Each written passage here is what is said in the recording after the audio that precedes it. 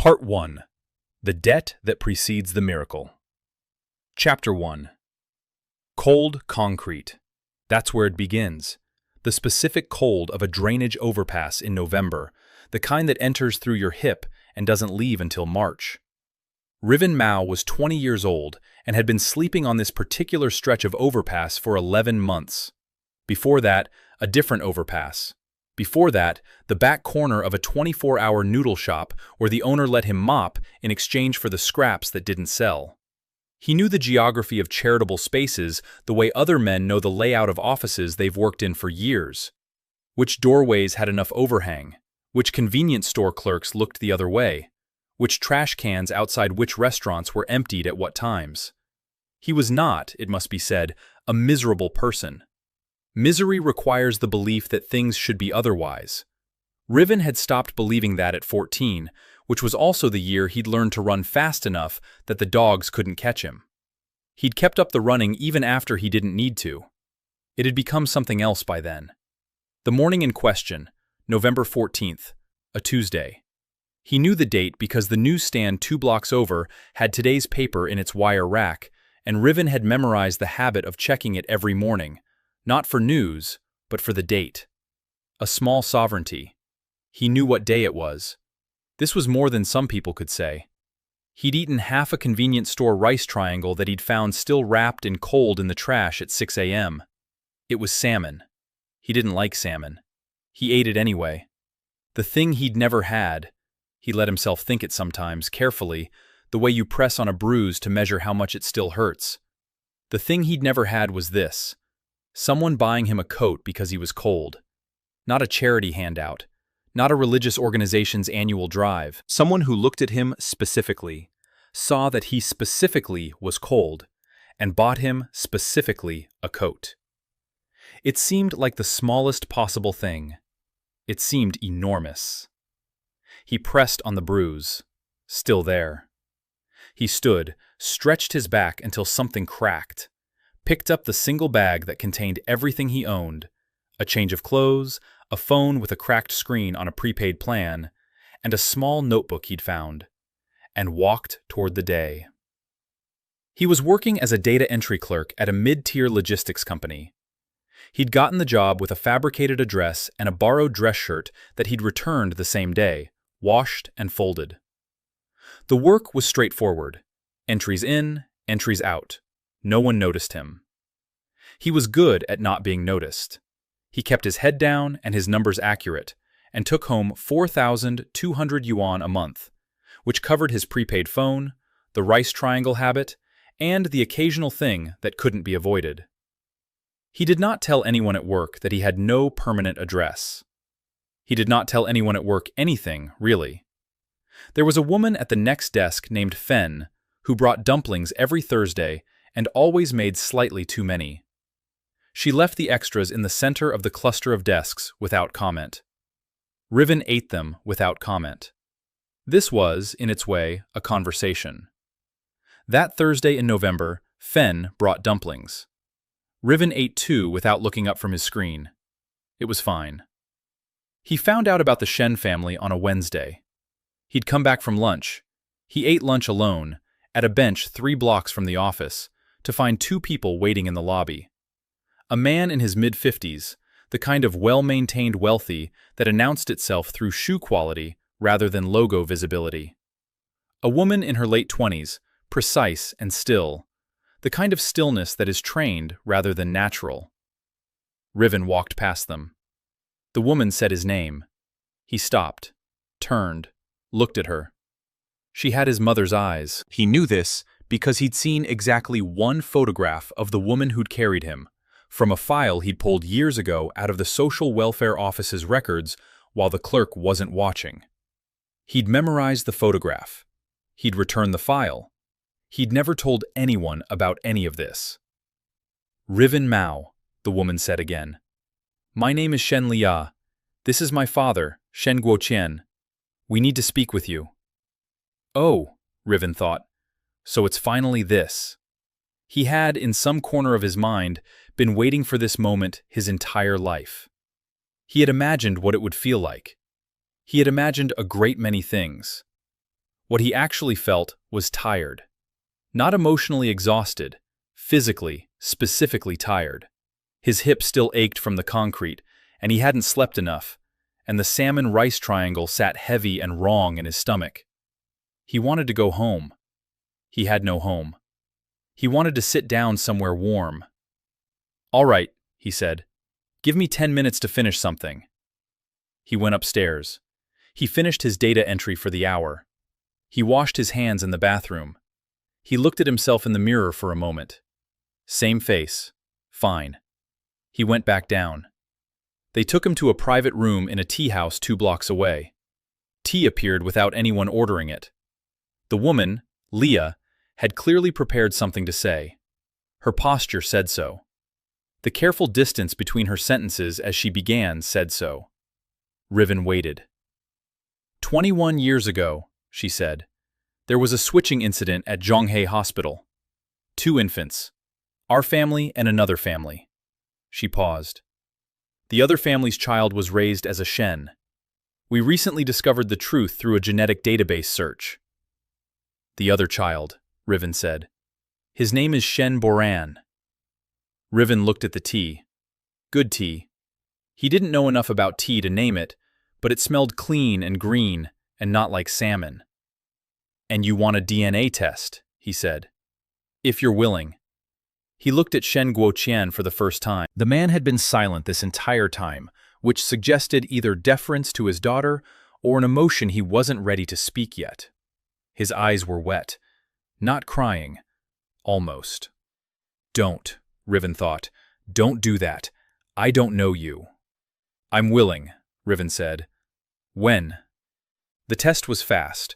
A hospital on the north side, a private lab, a doctor who moved with professional efficiency. Riven provided hair. He did not want a needle in his arm and said so. No one argued. Outside the testing room, Shen Guoqian tried to say something. Riven looked at him. The man stopped. Results in an hour, the doctor said. I'll come back, Riven said. He meant alone. He meant, I am not sitting in a waiting room with people I don't know while they look at me like I'm something they lost. He meant a lot of things he didn't say. He walked outside. He found a bench. He sat in the November cold, which was familiar, and looked at his cracked phone screen and thought, all right, so this is happening. The bruise, he pressed, still there. He waited. The results came back 99.97% probability of biological relation. He looked at the number. He handed the paper back to the doctor. He said thank you. He left. On the bus back toward his overpass, his phone buzzed with a notification he'd never seen before. New system registered. Expenditure protocol active. Welcome, host. He stared at the screen. Another buzz. First mission. Spend 800 yuan before midnight. Reward unlocks upon completion. He looked out the bus window. A clothing store slid past. Then a pharmacy. Then a restaurant that smelled of garlic and hot oil through the closed window, which was impossible, but he smelled it anyway. 800 yuan. He had about 340 in his account. He got off at the next stop. Chapter 2. The ATM screen showed his balance. He stared at it. He did not have 800 yuan. He'd said he did, in his head, but the number on the screen was 312, not 340. He'd miscounted by 28 yuan, which was the exact cost of his prepaid phone top-up from last week, which he'd forgotten. He stepped away from the ATM. His hip ached. The evening was getting colder. All right, he thought. Think. His next paycheck was Friday. Today was Wednesday. The logistics were not on his side. He stood on the sidewalk in the cold and considered his options, which were limited, and then his phone buzzed again. Expenditure protocol note. External credit may be used for missions. System will process transactions made by host regardless of payment source. He looked at the message. He thought about what it was saying. He had, technically, a credit card. He had never used it. He'd gotten it by accident 2 years ago when a bank promotion had mailed him an offer and he'd filled it out during a brief period of optimism, and the card had arrived and he'd put it in the bottom of his bag because carrying credit felt like carrying a lie. The limit was 5,000 yuan, which was enormous to him and which he had never touched. He got the card out of the bottom of his bag. It was bent, still functional. He walked to the clothing store he'd passed on the bus. He bought a shirt. A good one.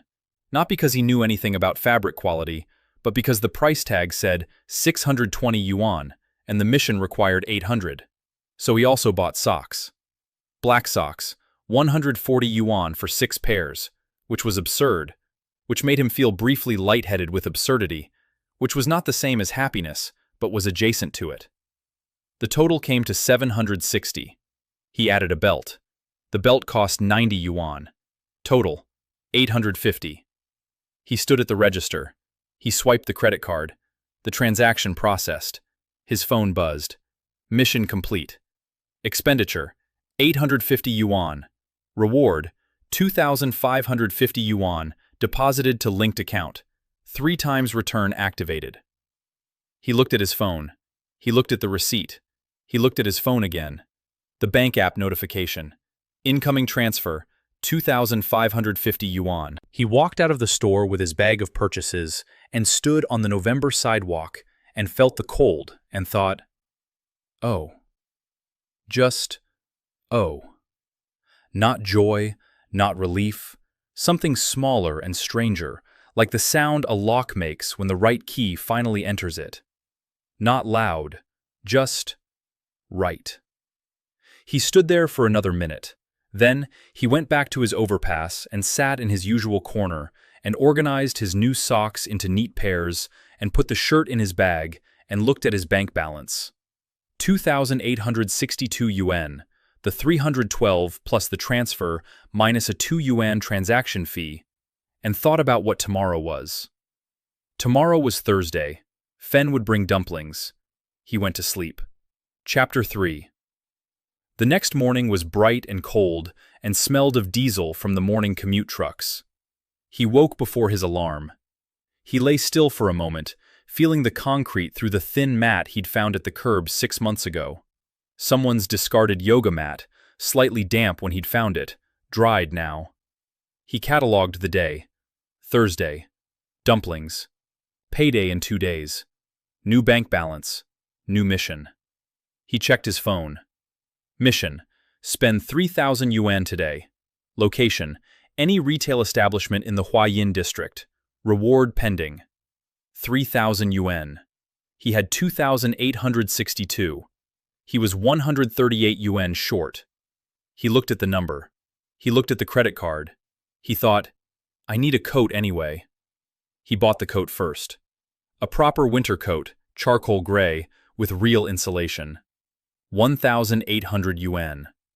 He stood in the store holding it for a longer time than was probably normal, and then put it on, and it was warm, and he paid for it, and walked out still wearing it, and the cold was less immediate, and something in him went very quiet. Not the bruise being pressed, something else, something going still.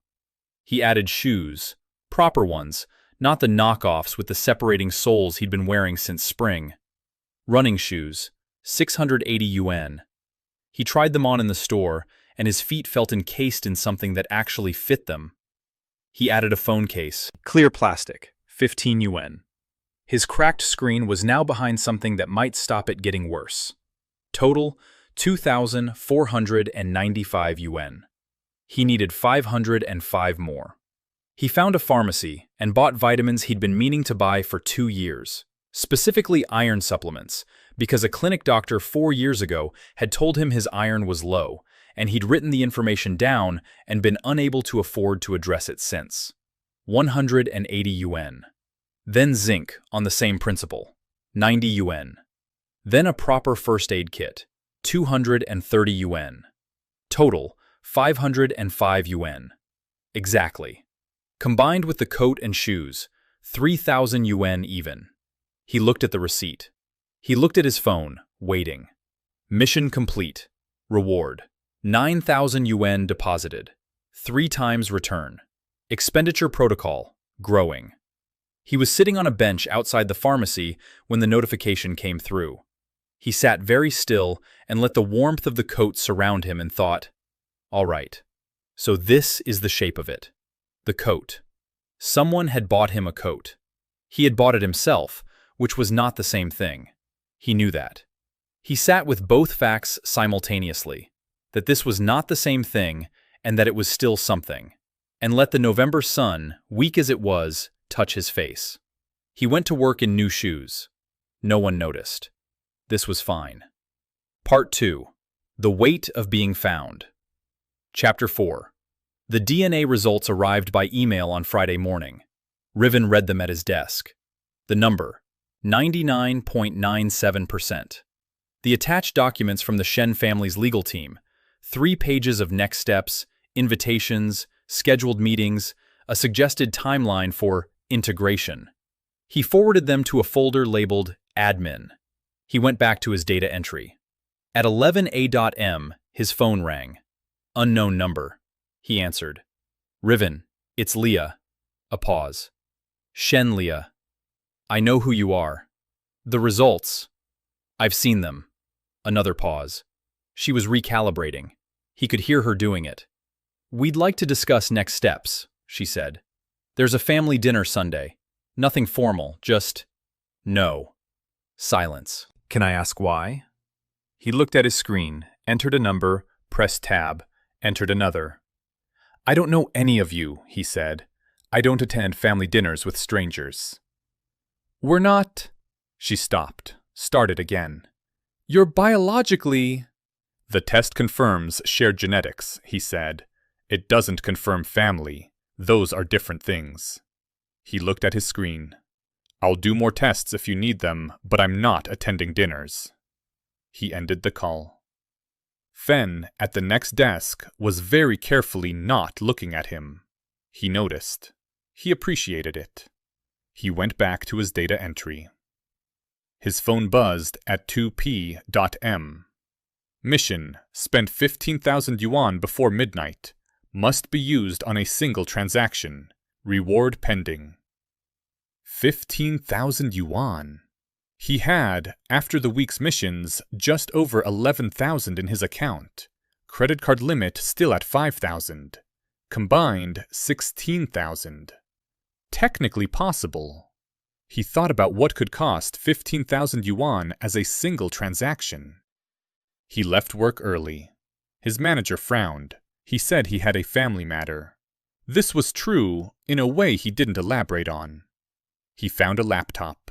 He hadn't owned a computer since... He'd never owned a computer. He'd used library computers for years. He'd used his cracked screen phone for everything else.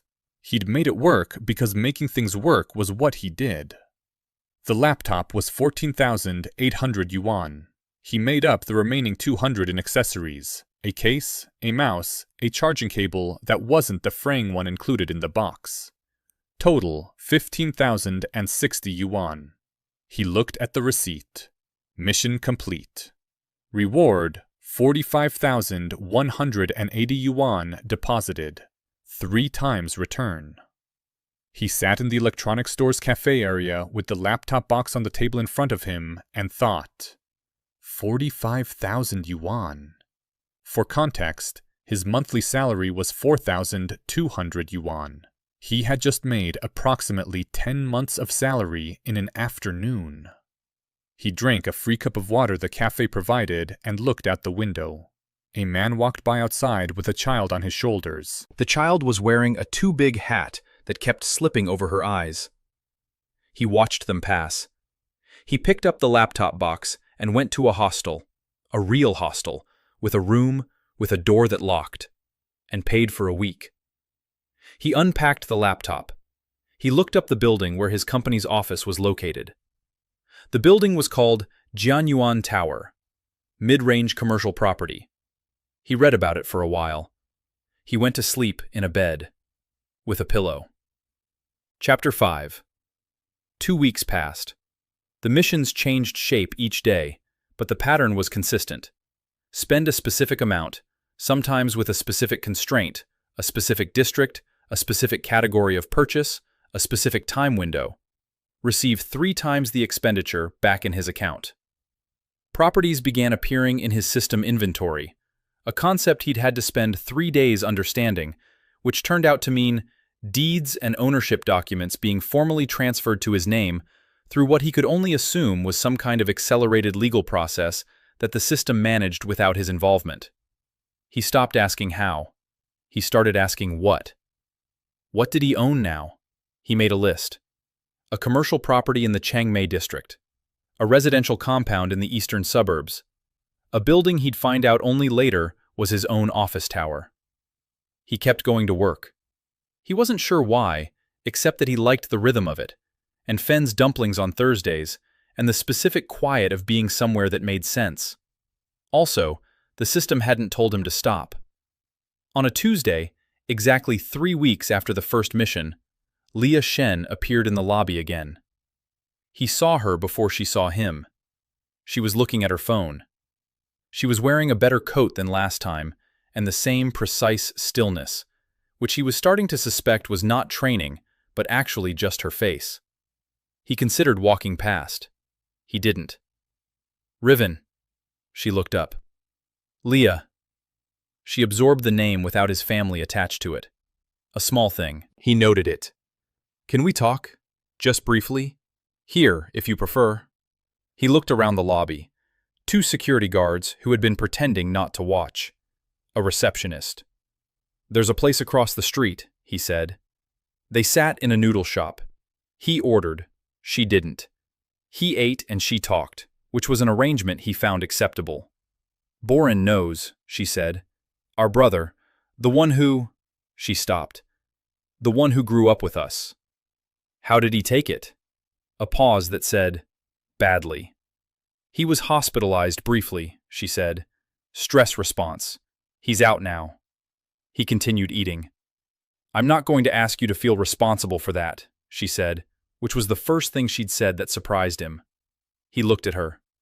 I'm not asking you to come back, she added, or to forgive anyone, or to perform grief you don't feel. She put both hands flat on the table. I'm asking if you would consent to a very specific thing. Our grandfather's 80th birthday is in 2 weeks. There will be a large event. If you're not there, there will be questions.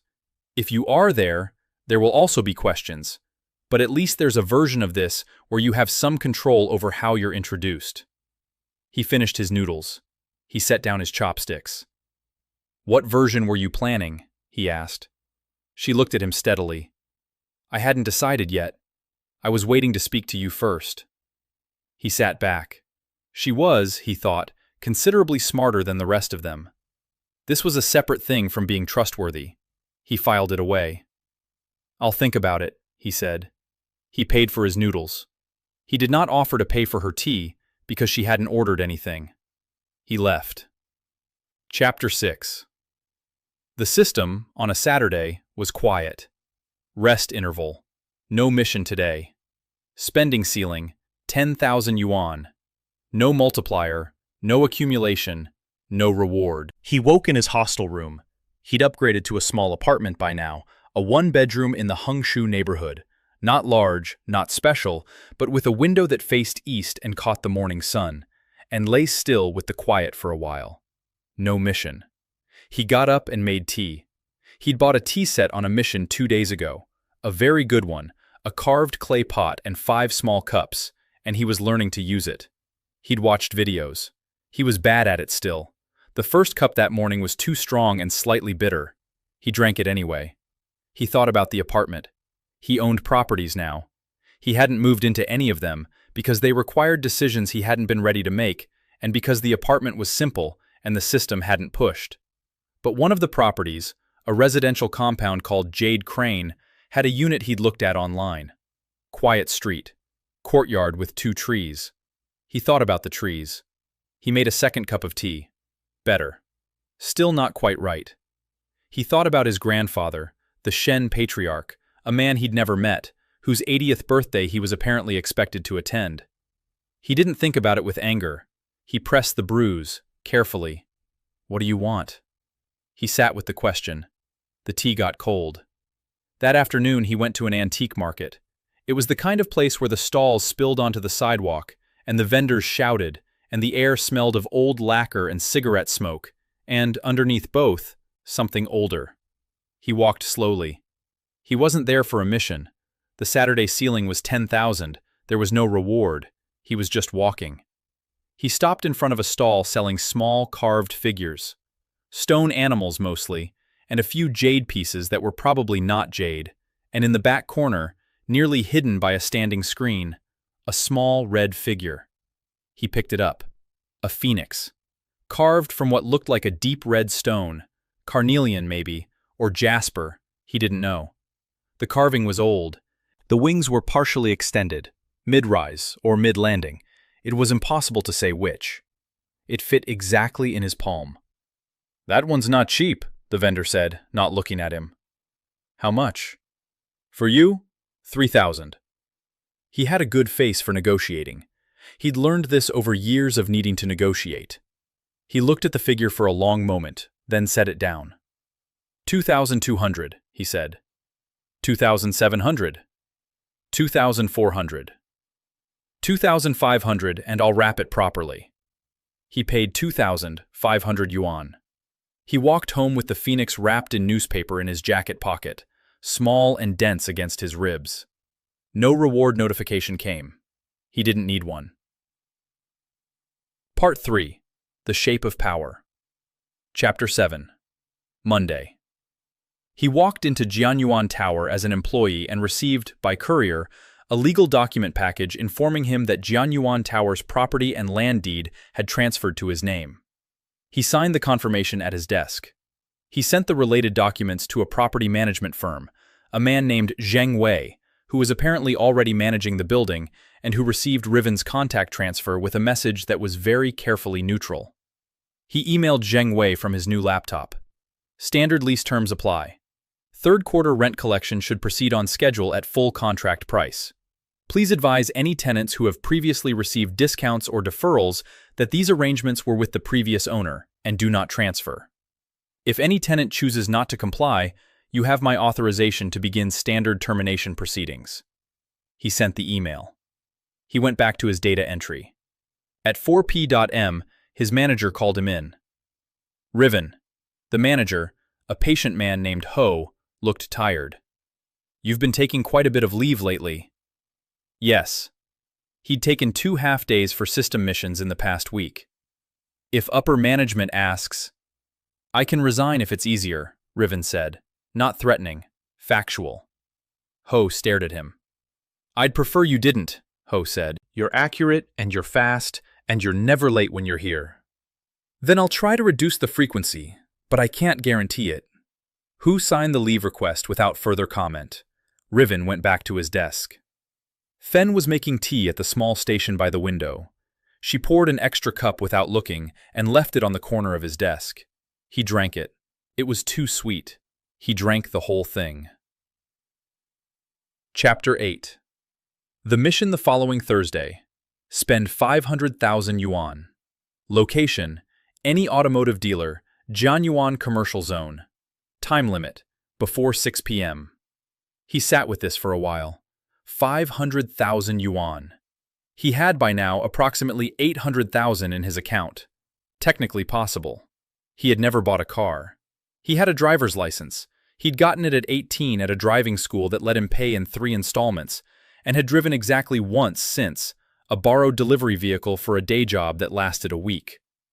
He left work at noon and took a bus to the automotive zone. The zone was large and loud with salespeople who materialized from doorways the moment they saw movement in the street. He walked past 4 of them before one, young, in a slightly too large suit, apparently very new, simply stepped up beside him and said, "Looking for anything specific?"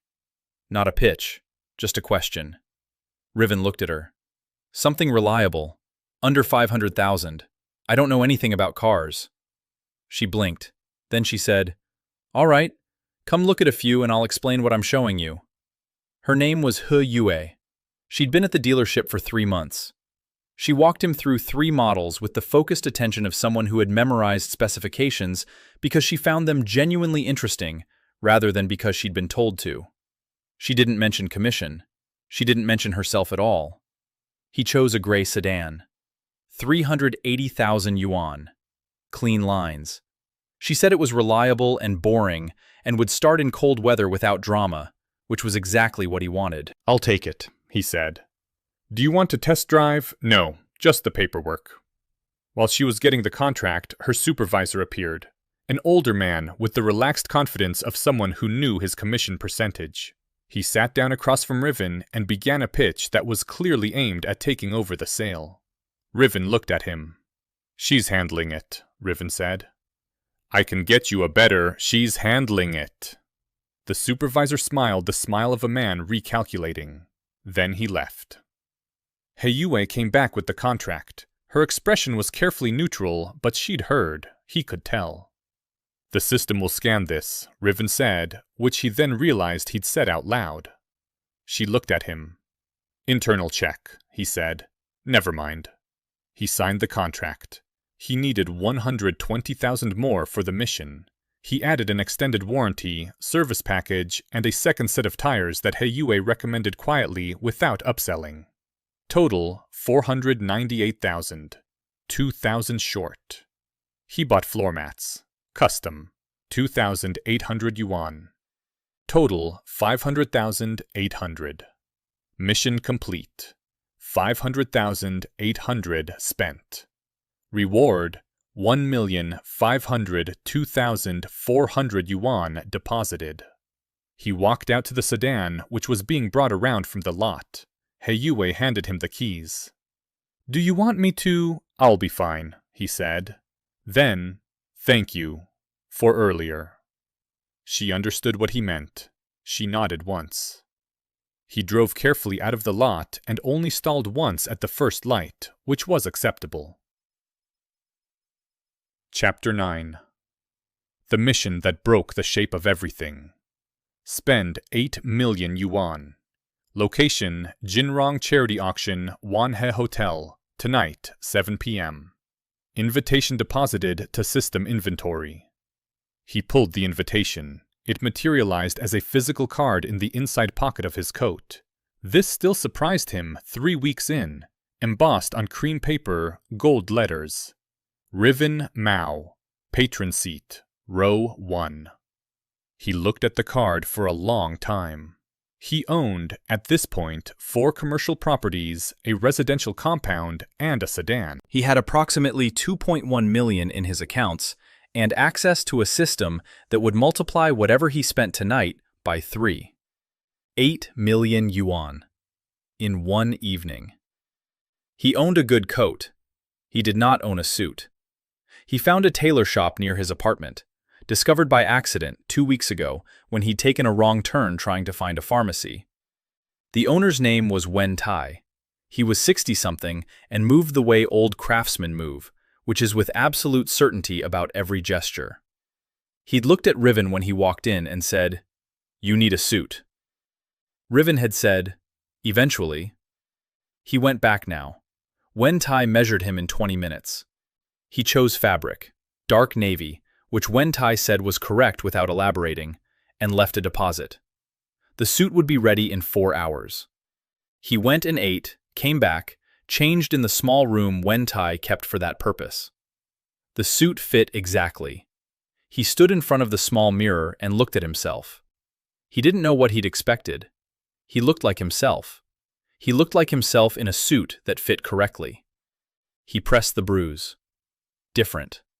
Something was different about the pressure. He couldn't name it. He went to the auction. Chapter 10. The Wanhe Hotel lobby smelled of cut flowers and old money, stargazer lilies, and the specific neutral warmth of a space that is always maintained at exactly the right temperature. The staff member at the door looked at his invitation. His expression went through a small, visible recalibration. "Mr. Mao, welcome. This way." Row 1. The seat was in the center of the front row. A catalog was on the chair. Around him, people were finding their seats with the careful awareness of people who know they are being observed. He picked up the catalog and read it. The first several items didn't interest him particularly.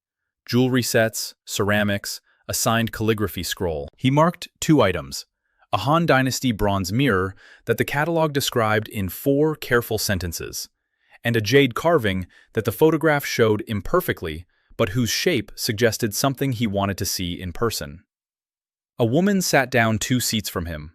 She arrived with the efficiency of someone who is always exactly where she intends to be. 30-something. Black dress, no jewelry except small earrings. She picked up her own catalog without looking at him. He went back to his catalog. The auction began. The bronze mirror sold for $2.1 million. He won it. The jade carving came up next. Starting bid, $800,000. He bid $1.2 million immediately. A pause across the room. Then a counter, 1.4. His, $2 million. The counter didn't come back. The hammer fell. He added a Tang Dynasty ceramic horse and 2 paintings he liked the shape of. The running total in his head, approximately $6.8 million. He needed $1.2 million more. The woman 2 seats away had been watching him, not obviously, but he'd noticed. When the next item was announced, a carved hardstone landscape, starting bid $400,000, she finally spoke. "You're here specifically, aren't you?" she said. Not a question. He looked at her. "I'm here for the auction." "So am I." She paused. "I'm also here because this auction is organized by my family, and the final lot tonight is a development parcel my firm has been planning around for 2 years. A pause. "My name is Jiang Mingju." He placed the name. Jiang Group. Real estate and infrastructure, primarily northern districts. "Riven Mao," he said. "I know." She looked at the catalog. "Are you interested in the parcel?" "I wasn't," he said. A small silence. "And now?" she said. He thought about it. He needed $1.2 million more. The parcel, he found it in the catalog, was listed at $3 billion starting bid. That was far beyond his $1.2 million gap. It was also far beyond 3 times whatever he spent, which would mean a profit of approximately 9 billion yuan, which would mean... He closed the catalog. "Tell me about the parcel," he said. She was precise and efficient about it. The parcel sat at the geographic center of a planned resort development in the Western Hills. Hot springs, conservation area, planned luxury accommodation. It had been expected to sell quietly, to her firm, at a negotiated price that had been established through 6 months of planning. Someone in the city's property auction commission had apparently decided it needed to be auctioned publicly instead. "Who is someone?" he asked. "Unknown." She said it calmly, which told him she wasn't calm about it at all. "And if I bid?" "Then the price goes up." She met his eyes. "But I'd prefer to know the shape of the opposition before the bidding starts." He thought about the system. 9 billion yuan profit if the multiplier applied. An asset worth, according to the catalog, conservatively 15 billion in developed value. He thought about what he'd do with 15 billion yuan in a resort. He thought about the hot springs, which he'd never been to. "I don't have a plan for it," he said honestly. "If I win the bid." She looked at him for a long moment. "Then perhaps," she said carefully, "we should talk about that before you win." The parcel came up last. Starting bid, 3 billion yuan. The room tightened. He sat very still. Jiang Mingju, 2 seats away, was also very still. The first bids came quickly. 2 firms establishing positions, probing. They dropped out at 4.5 billion. A third firm entered at 5 billion. Mingju entered at 5.2. A fourth voice, from the back, 5.5. Riven said, 6 billion. The room went quiet in a different way. Mingju did not look at him. The back of room voice, 6.2. Mingju, 6.5. Riven, 7 billion. A very long pause. The hammer fell. Mission complete. 8,847,000 yuan spent across all transactions. Reward, 26,541,000 yuan deposited. Real property deed, Shiyuan parcel, Western Hills District, deposited to system inventory. He sat in the silence after the hammer, and thought about hot springs and about the fact that he had just spent 7 billion yuan on land he had no plan for, and that the system had rewarded him with 26 billion, and that he was, by any rational measure, now one of the wealthier individuals in this room. He thought about salmon rice triangles, the cold concrete of the overpass, the coat he'd bought himself on a Tuesday in November. He pressed the bruise. Something was different. He couldn't name what. Part 4. The Moment of Collapse. Chapter 11. 3 days after the auction, Leah called again. He answered. "Our grandfather wants to meet you," she said, "before the birthday event, privately." "When?" "This Saturday." Saturday, the system's quiet day. No mission, no multiplier, 10,000 yuan ceiling. "All right," he said. He went. The Shen family compound was in the Changmei district. He drove the sedan. He parked on the street and sat for a moment and looked at the gate. The gate was iron, painted black, maintained. The house beyond it was large in the restrained way of old money, not flashy, just solid, the kind of building that had been in one family long enough to absorb the weight of being in one family. He got out and rang the bell. Leah met him at the gate. She led him through the courtyard, gravel and 2 trees, leafless in November, and into a room that smelled of camphor and old books and tea that had been steeping for a long time. An old man sat in a chair by the window, small, white-haired, hands folded. "Sit down," the old man said. Riven sat. "You look like your grandmother," the old man said. "My wife. She's been gone 14 years. Riven said nothing. "I'm told you don't want to come back to the family." "No." "I'm told you've been living on the street." "I was. I'm not now." The old man looked at him, not performing grief, not performing welcome, just looking, the way old men who have learned the cost of words look at things. "Are you angry?" he asked. The question surprised him. He sat with it. "No," he said finally. And it was true, which was its own kind of surprise. "I don't know most of you well enough to be angry. You're strangers who happen to share my genetics." "Your father?" "I met him once, at the hospital." A silence. "Your mother?" "I know what my mother thinks of me." He'd received, by then, 4 text messages from a number he'd identified as Shen Mei An, her tone shifting from commanding to reproachful across 4 progressively shorter messages as he'd failed to respond to any of them. The old man nodded slowly. "All right," he said. "I won't argue with that." A pause. "Will you come to the birthday?" "Why?" "Because I'm 80 years old, and I'd like to see my grandson once before I die." He said it without drama. "Not to perform anything, not for the family's reputation, for me." Riven looked at him. He pressed the bruise.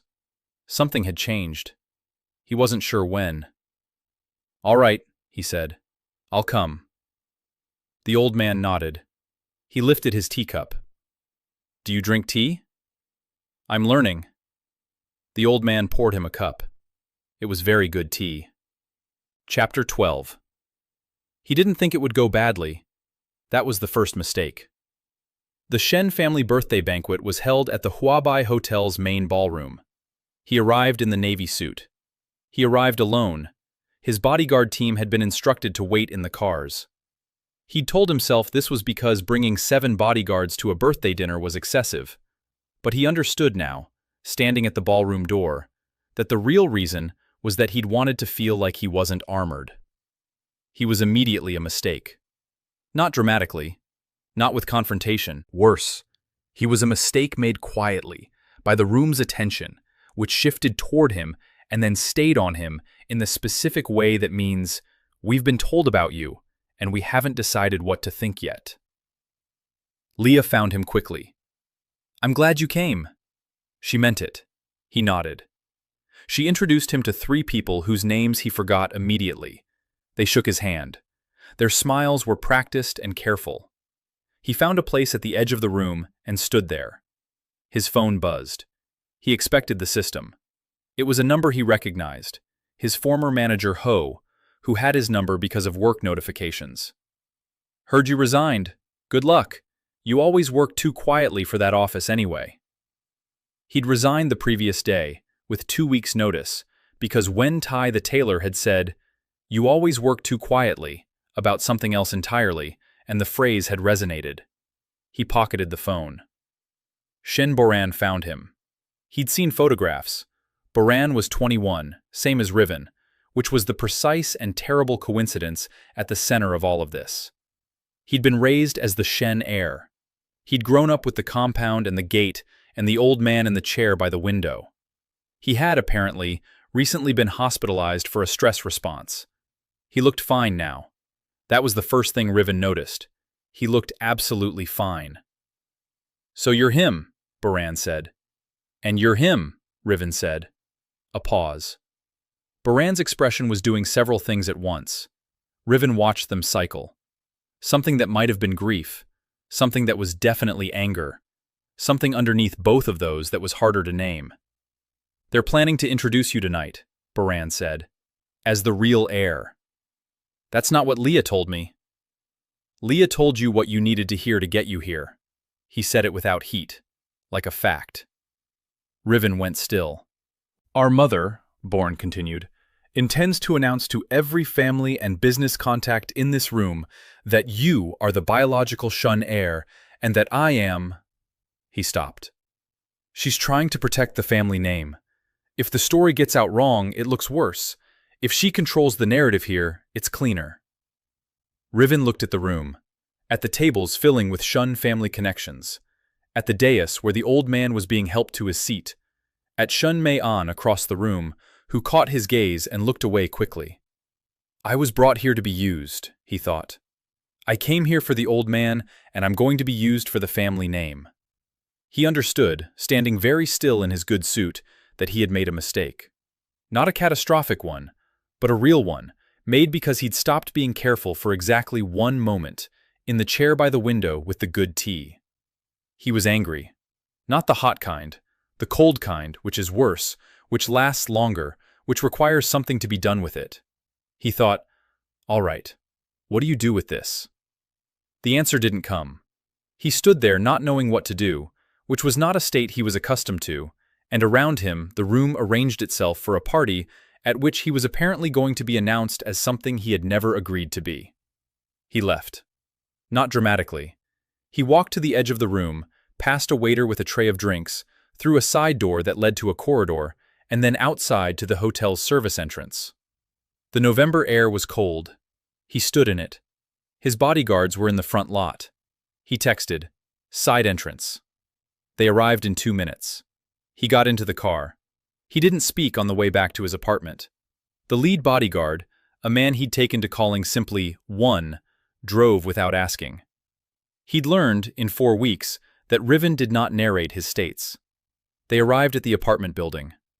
"Go home," Riven said. "I'll call if I need you." One looked at him in the mirror.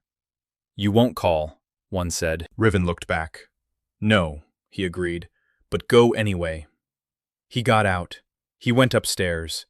He sat in his apartment for a long time. The Phoenix sat on the desk where he'd put it 2 weeks ago. The tea set was on the small table by the window. The system was quiet. Saturday, no mission. He pressed the bruise. It hurt. Not the abstract hurt of, "I don't have something I want." The specific hurt of, "I let myself want something I should have known better than to reach for."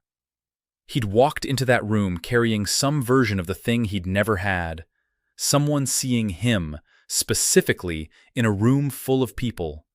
And the room had been interested in his genetics, not him. Which was what he'd said at the tea house. The test confirms shared genetics. It doesn't confirm family. He had said that. He'd believed it. And then the old man had poured him tea, and the words had lost their shape for an hour. He thought about the old man. He thought about what the old man might or might not have known about what the birthday announcement was going to be. He thought, "I don't actually know." And that was the problem. He didn't know. He'd left before he could know, because he'd been afraid of what would happen if he stayed. If they announced him, if he was given a designation he hadn't chosen, if the room's attention hardened around him into something he couldn't undo, he'd run. He pressed the bruise. You've been running since you were 14. You learned to run because of dogs. He sat with that. He picked up the phoenix. The stone was cold. He held it until it was warm. He didn't know, he thought, what to do about any of this. He didn't know if the old man had used him or been used himself. He didn't know what Leah had known or hadn't known.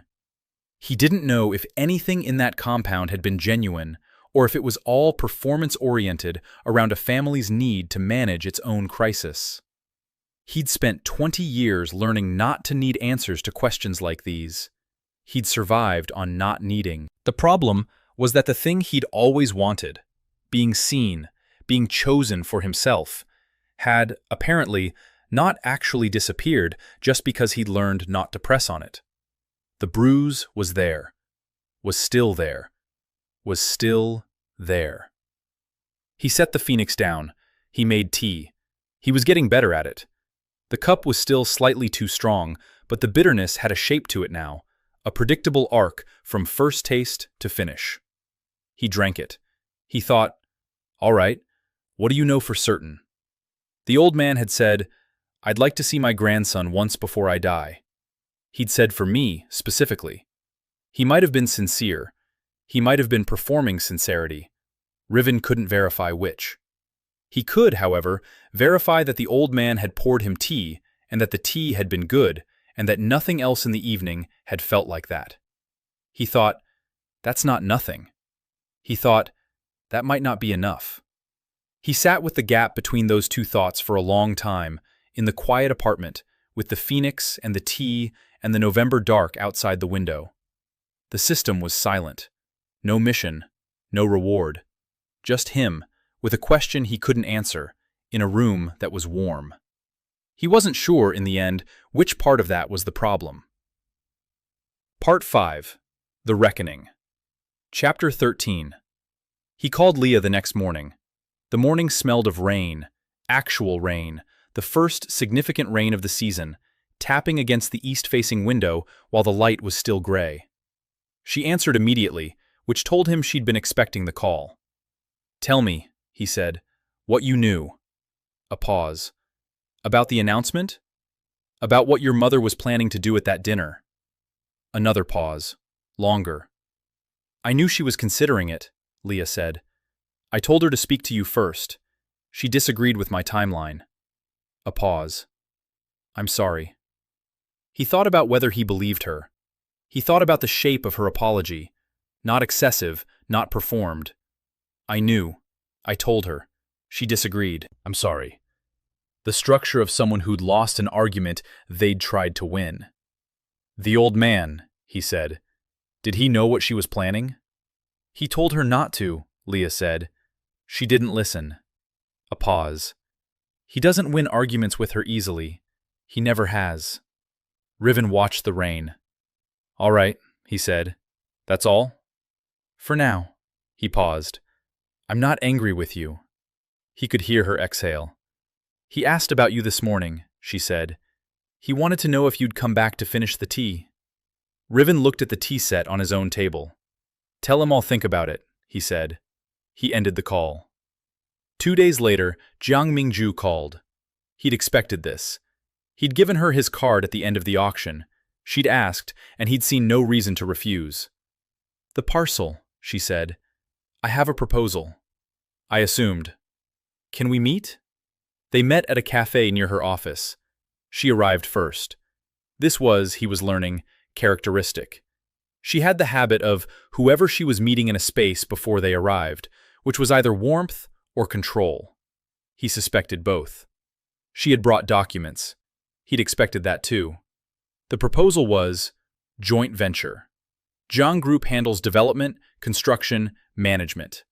Riven provides the land. Profit split, 85-15, her favor. He read it. He read it again. He said, no. She looked at him. The split? She asked.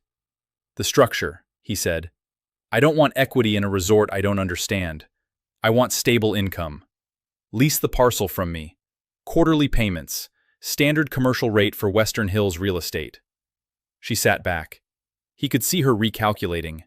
This was not what she'd prepared for. A lease, she said. You develop it. You manage it. You take the profit and the risk. I take a fixed quarterly amount and no surprises. The quarterly amount would be market rate, he said. Check the Wanhei District commercial lease data for the past 3 years and average it, whatever that number is. She looked at him for a long moment. You'd be leaving significant upside on the table, she said. The upside on the table isn't what I'm looking for. Another pause. She was a person who processed quickly but didn't perform the processing. He appreciated that. I'd need to run the numbers, she said. Take your time. She gathered her documents, stood, then stopped. Can I ask you something? He waited. At the auction, when I told you about the parcel, you didn't know about it before that. No. Why did you bid? He thought about it. Because I had enough capital, he said, and you seemed like someone who deserved competition. She looked at him for a moment, then she laughed, not politely, genuinely. It transformed her face. All right, she said. I'll call you when I have numbers. She left. He finished his coffee. He thought, she'll be back. This will work. He thought this not as wishful thinking, but as a reading of available evidence. She was competent, she'd prepared, she was adaptable when her preparation didn't match reality. That was sufficient. He paid for the coffee and went home. Chapter 14. He moved into Jade Crane. The unit he'd been looking at online was smaller than he'd expected from photographs and larger than he needed. It had a courtyard that caught the afternoon sun and 2 plum trees that were bare now but had, based on their size, been there for 15 years at least. He moved his things in a single car trip because he didn't have very many things. His clothes, his laptop, the tea set, the Phoenix. The vitamins, the first aid kit, the socks. The suit hung carefully. He stood in the empty main room the first evening and looked at it. He placed the Phoenix on the windowsill. He set up the tea table by the window that faced the courtyard. He made tea. The first cup was the best cup he'd made yet. Not quite right, but close. The bitterness had a shape to it, a predictable arc. He sat in the quiet. His phone buzzed. Mission: spend 200,000 yuan before noon tomorrow. Category: household goods. Reward pending. He looked around the empty apartment. He thought, all right, I need furniture anyway. Chapter 15. He went to the Shen compound again 2 Saturdays later. No mission, quiet day. He brought tea. Not the good Song Dynasty clay, that was for his apartment. He brought tea he'd chosen himself at the antique market, from a vendor who'd watched him examine 3 different packages and hadn't said anything until Riven asked a question, which suggested the vendor understood that being left alone was a form of service. The old man was in the same chair. Riven set the tea on the table. Sit down, the old man said, as before. Riven sat. They were quiet for a while. This was, Riven found, not uncomfortable. He'd spent years in silence. He knew its textures. My daughter-in-law, the old man said eventually. Your son's wife. She's not a bad person, the old man said. She's afraid. People who are afraid do things that look like cruelty and feel like survival. Riven said nothing. I'm not asking you to forgive her, the old man said. I'm telling you what I know about her, because you'll be interacting with her and you should have accurate information. Riven thought about this. Borin, he said. The old man's hands, folded in his lap, shifted slightly. He's not all right, the old man said. He will be, but right now he isn't. A pause. He grew up being told he was something he isn't. When the floor disappears, he stopped. The landing is hard. I know, Riven said. The old man looked at him. I know, Riven said again. A silence that contained, Riven thought, the entire distance of 21 years, neither of them able to cross it, both of them sitting with it. The old man poured tea. It was the same tea as before. Very good. Riven drank it. "I'm not coming back to the family," Riven said. "In any formal sense. I'm not a Shen. I'm not claiming that." "All right. But I'll come here occasionally, if you want." The old man looked at his tea. "I want," he said. Part 6. The Shape of Things. Chapter 16. Winter came in earnest. His bodyguard 1 had, over 6 weeks, revealed himself to be competent, quiet, and entirely uninterested in discussing his own history, which Riven found compatible. Bodyguard 07, who had, from the beginning, been cooking for all 7 of them without discussing this as an arrangement, simply beginning to do it, had expanded the kitchen repertoire to include, apparently, every regional Chinese cuisine and a confident approach to Korean and Japanese food that she introduced without announcement. He paid them all. He paid them well. He did not know, entirely, whether this was because the system had arranged for people who would be loyal regardless, or because he had, accidentally, assembled people he wanted to compensate generously. He didn't press on the question. He pressed on other things. Jiang Mingju came back with numbers. She arrived at Jade Crane. He'd given her the address, which felt like a small decision and wasn't, with a folder and the same precise stillness he was getting used to. She sat at his tea table. He poured tea. She let him, which meant she understood this was a sign of something, which meant she was paying attention. The least number she proposed was fair. He'd done the research, she'd done the same research. They'd arrived within 8% of each other. "I'll take it," he said. She put the folder down. "That's it?" "The number's right. The structure is what I asked for. Yes, that's it." She looked at him over her tea. "Most people," she said, "negotiate for longer than 4 minutes." "Most people," he said, "are negotiating about something other than the number." A pause. What were they negotiating about? "Status," he said. "Whether they're being taken seriously, whether the other person respects them." She looked at him. He poured more tea. "You don't need that from me," she said slowly, not a question. "I don't need it from anyone," he said. "I'm aware of what I have." A long silence. Outside, the plum trees stood bare in the courtyard. A bird landed on one, adjusted, stayed. "I've been told," Minju said carefully, "that you came from difficult circumstances." He waited. "I didn't know how to bring this up earlier," she said, "but I looked into you, after the auction." "I know," he said. She blinked. "You knew I was looking into you?" "You're competent. You were considering a significant transaction with an unknown party. It would have been foolish not to."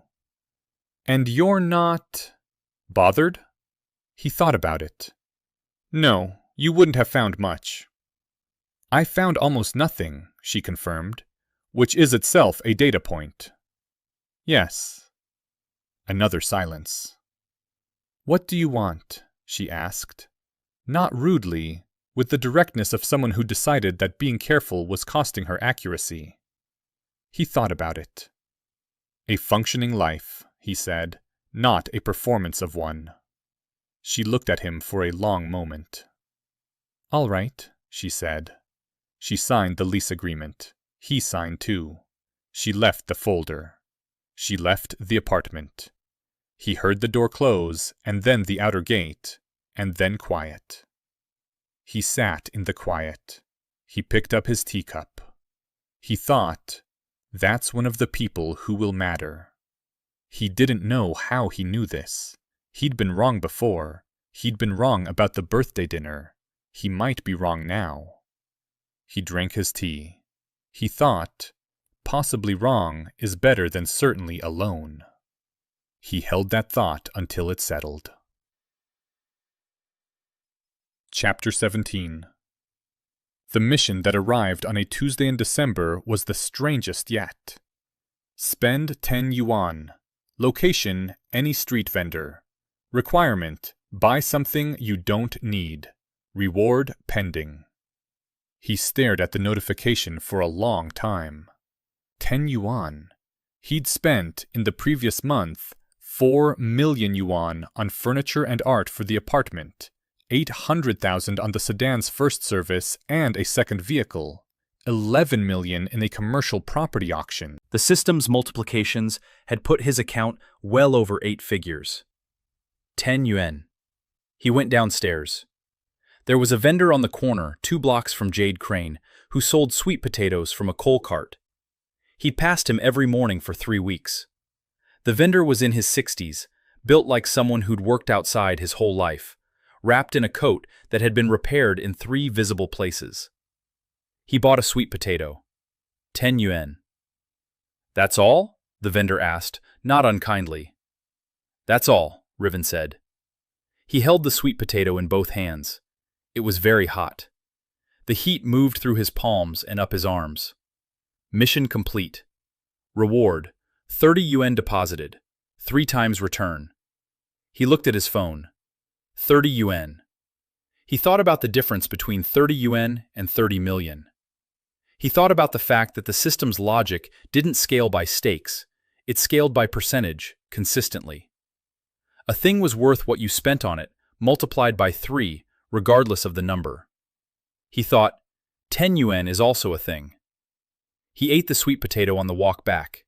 It was very good. Chapter 18. Boren appeared at Jade Crane in January. He arrived without calling. Riven opened the gate to find him standing on the street in a coat that was slightly too thin for January, looking like someone who'd made a decision quickly and then walked a long way before reconsidering it. Riven stepped back from the gate. Boren walked in. They sat at the tea table. Riven made tea. Boren watched him do it. "You're better than me at that," Boren said. "I grew up with this and I never bothered to learn." Riven poured him a cup. Boren held it. "I want to tell you something," Boren said, "and I need you to just let me say it without interrupting." Riven said nothing, which was agreement. "I'm glad you exist," Boren said. "I'm not glad about any of the rest of it. I'm not glad that the floor dropped out. I'm not glad that my mother is how she is about it. But I'm glad you exist, because for 21 years there was a version of me that was a mistake, a placeholder, and I didn't know it. And now I know. And now there's a reason.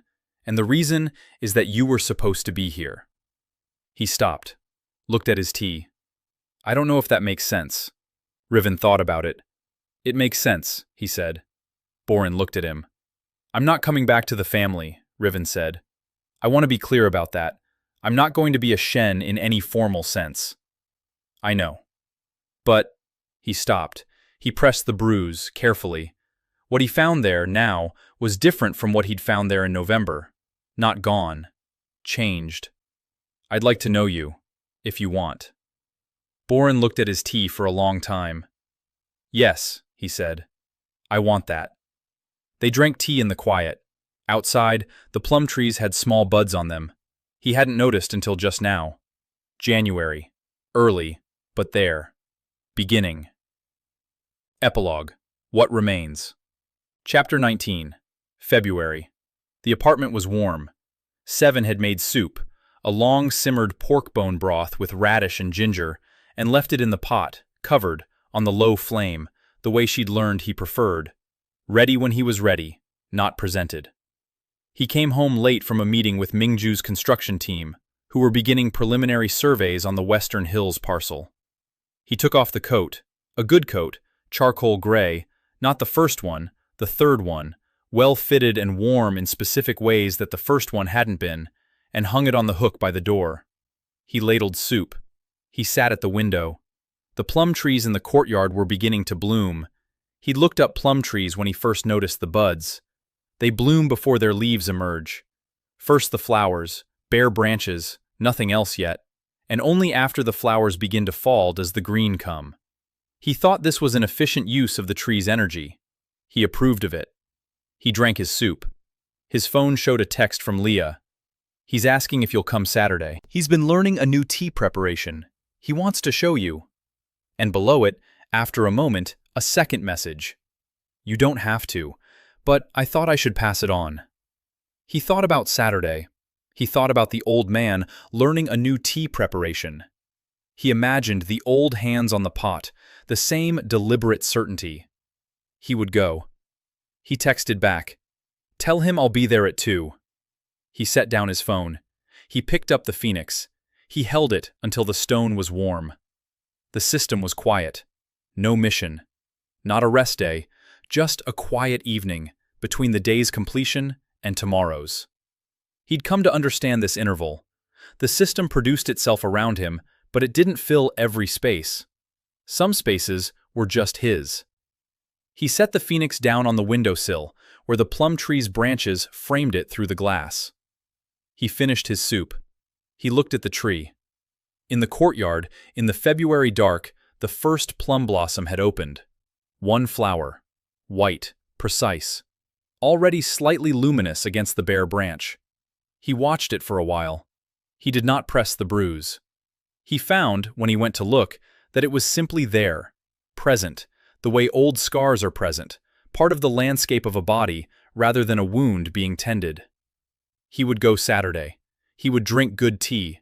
He would come home to soup and a warm apartment and a Phoenix on a windowsill and a tree that was doing what it was supposed to do. Tomorrow, the system would give him a mission. He'd spend money. He'd receive it back, multiplied, and the number in his account would change, and another deed would arrive. All of this was fine. All of this was his. The first plum blossom moved slightly in a draft he couldn't feel through the glass. Outside, on the corner, the sweet potato vendor was setting up his coal cart for the morning, 2 hours early in the February dark, and Riven watched him for a moment and thought about something he hadn't thought about in a long time. The specific weight of a hot thing in cold hands, the way warmth moves through the body from the palms inward, beginning at the surface. The vendor hadn't looked up. He didn't know he was being watched. In the system inventory, a new item had arrived an hour ago. Riven hadn't opened it yet. He'd noticed the notification and set it aside. He would look at it tomorrow. The notification said, "New asset registered. Historical record. Deed of Mao family." The rest was cut off. He would look at it tomorrow.